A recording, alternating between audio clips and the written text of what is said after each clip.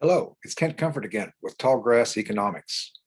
Today we are going to have another conversation with Dr. David Kingsley.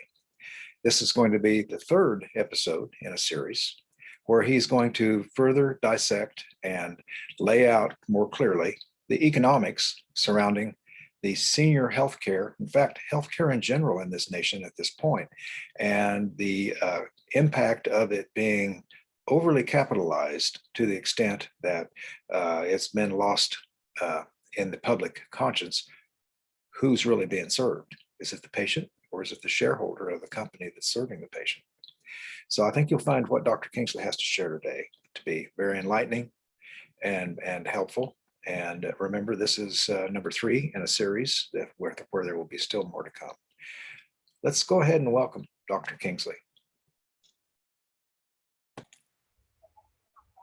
Dave, good afternoon. Good to see you again. Good afternoon, Kent. How are you doing today? Doing all right, thank you. Really appreciate your joining us here again today on Tallgrass Economics. This is, I've told our listeners, this is session 3 of this series that we're working on to enlighten people about the financial elements of American healthcare for senior citizens. So I wanted to start out, Dave, with a comment that you made that I thought was really, really worth drilling down on, where you make the point that financial markets, government-funded medicine, and American healthcare, you raise the question, is that really capitalism? And then you make the point as a what you call yourself an old school capitalist, that competitive markets are supposed to set prices. And in this particular realm, in the healthcare realm, that's not happening. The competitive markets are not driving. The prices are out of control, and it doesn't have anything to do with competitive markets, does it? So, I'd like your comments and thoughts on that concern. You're right, Kent. You know, we don't really have that discussion going on in this society. What is the relationship between what the government is spending for a public good, i.e., healthcare, and the capital markets or the financial markets? We don't talk about that end of the business.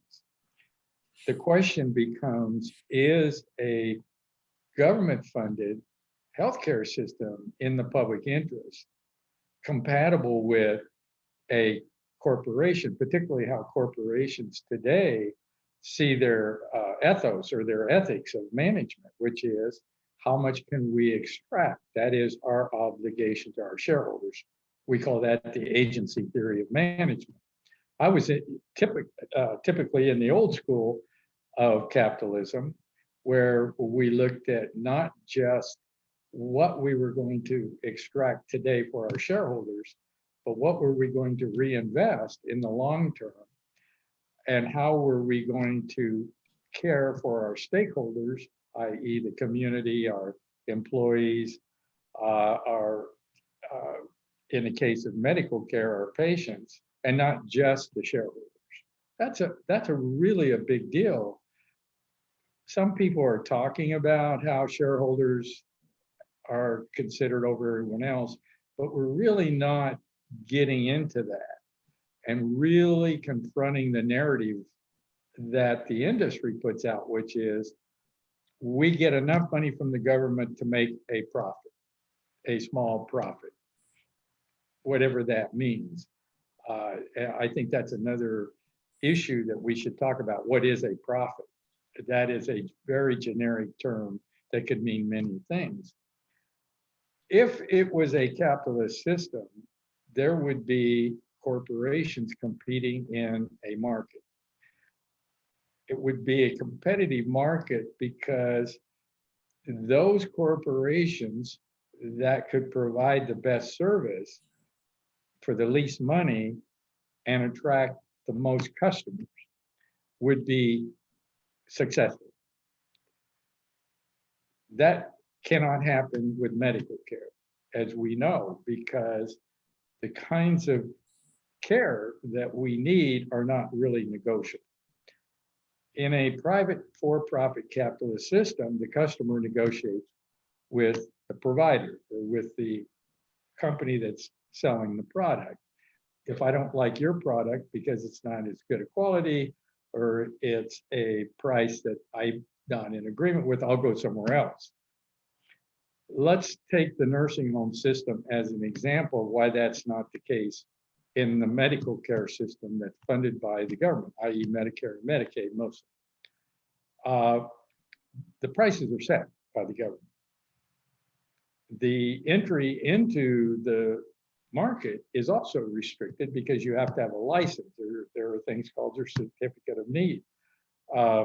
The states and the federal government are not going to license a facility if there's already too much business in that area. There's not a need, particularly in the nursing home business, where there are so many beds needed based on a census of who's out there in terms of age and so forth, in terms of what's been flowing. So we have a system where the government says, wait a minute, we're only going to allow so many people into the market, and this is the price we're going to pay you. In the case of the medical care system, and I'm going to kind of drill down now into the nursing home system, where that price is set is very advantageous to the provider. However, wages are not controlled. Wages float in the labor market. So management can beat down labor as low as it wants to beat them down and can beat them down. Whereas the price is going to be set at a level that they will definitely have an advantage on for their real estate. So let's look at this and what it is. It's a real estate business that really makes money based on how well they can engineer the flow of capital financially. Now that sounds a little abstract, but let's take a look at that. You've got a nursing home worth $5 million, the land and the property. You have a revenue producing real estate then because you have, let's say 100 beds. You have 85% of those beds filled. So you know that that amount of revenue may be coming in at $200 a day, let's say, for that patient in the bed. That's set. So you might say, well, gee, the profit's going to be what they can give for $200 a day versus what it costs them to give that for $200 a day. But that's not the way it works. They will get more than the $200 per day reimbursed, but they make more money by adding value to that patient.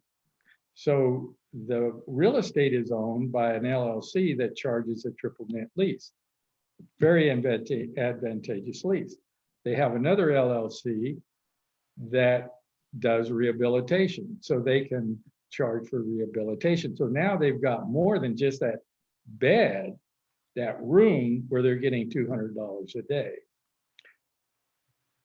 I want to kind of pause here a little bit and see if you have some thoughts about that, because the money is going to continue to flow from those networks of LLCs at the service level on up, and we can talk about that values enhanced. Exactly, and another thought that you bring to mind for me, Dave, as you're explaining this is we're also talking about a venue here where it's not discretionary.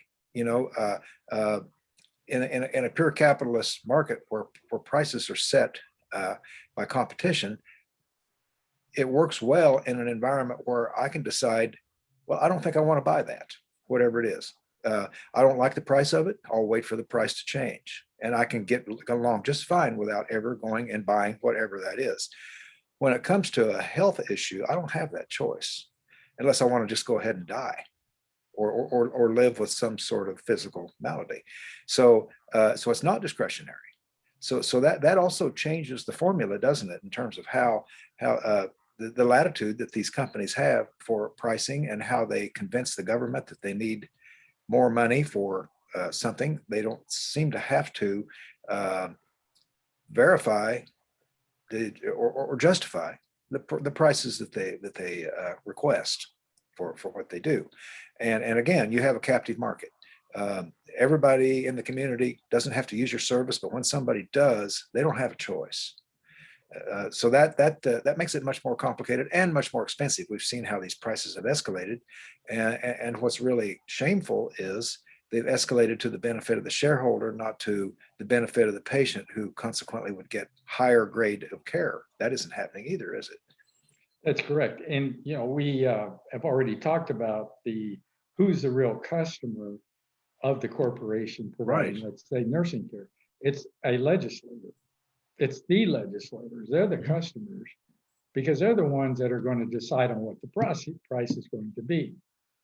In collusion with the industry masters, right? That's right. That's right. So Yeah. they're not going to look at what the government says I have to pay my employee. If I can pay my employee $12.50 an hour for caring for my mother or your mother, then the government's not going to come along and say, well, gee, that's pretty low because we're giving you $200 a bed per day for your patients.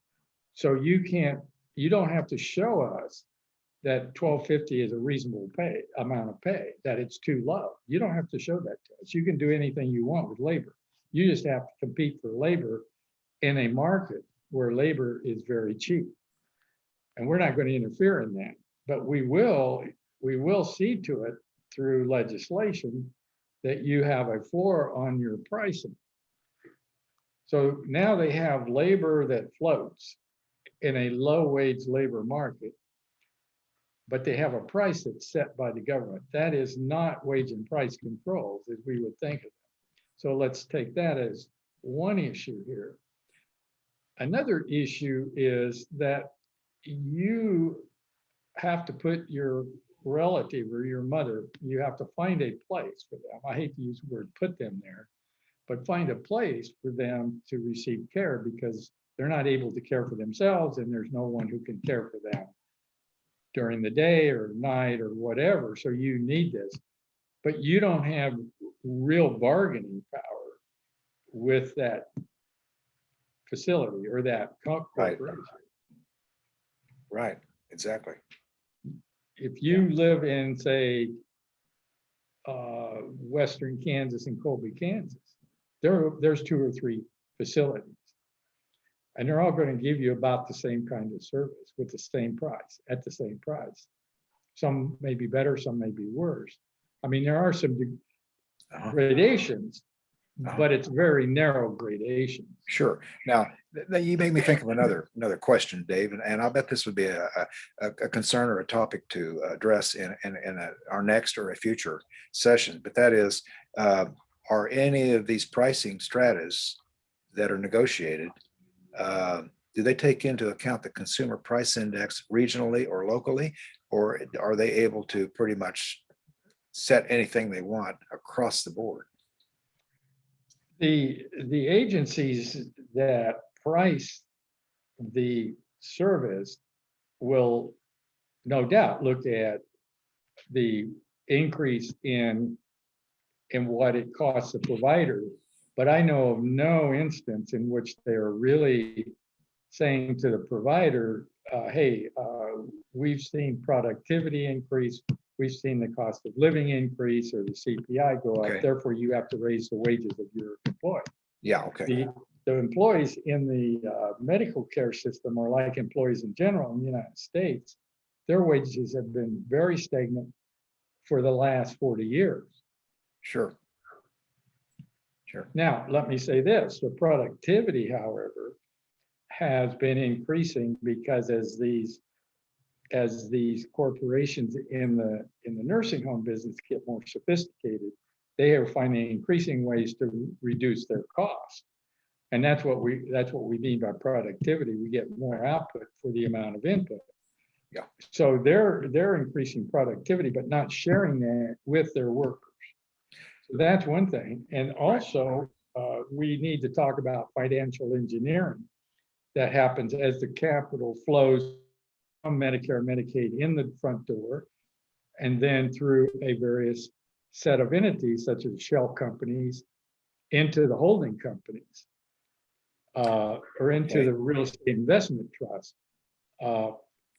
and begin to look at how value is added to that body in the bed through various tax codes and through various maneuvers on the part of the executives of the corporation to increase the amount of cash that is going to flow out to the shareholders, Sure. which is not related at all to the quality of service, not related at all. That is determined by the legal and financial sophistication of the corporation. Okay, that's an important point, and we're running out of time here on this session. I would suggest that we drill down more on that and enlighten the listeners and viewers about how that plays out in our next session. In our next section, I would like to speak a little bit about family trust, about the real estate investment trust and why they have such a high yield. I'm looking at the stock market today has plummeted. The Dow, the NASDAQ, they plummeted. However, real estate investment trusts are doing the best because they have a high yield. The Yes. reason they have a high yield is they pay no corporate taxes. They distribute 90% of their earnings to their shareholders. Right. Okay. Yes, that's a very solid topic to explore in our next session. Well, Dave, this has been very helpful and enlightening as usual. Thank you very much for your time and the information here that you've shared. I hope our viewers and listeners will take to heart this and share comments with us about it and give us some input and feedback about